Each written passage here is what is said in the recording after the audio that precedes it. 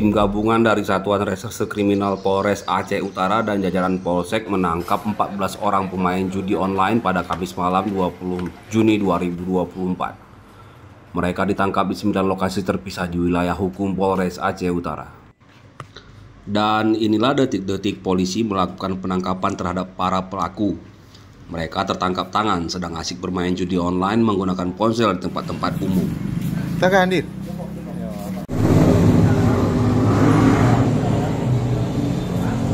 Ya pur permainan nào? Pur permainan nào? Puhum. Puh. Tadi ya berangkat juga. Ya. Mereka yang tertangkap kemudian dibawa ke Polres Aceh Utara untuk menjalani pemeriksaan. Mereka dijerat pasal 18 Junto 19 Kanun Aceh nomor 6 tahun 2014 tentang hukum jinayat dan terancam hukuman kurungan penjara hingga hukuman cambuk di depan umum. Kasat Reskrim Polres Aceh Utara mengatakan penangkapan itu dilakukan atas laporan masyarakat yang resah dengan maraknya permainan judi online menggunakan ponsel di warung kopi.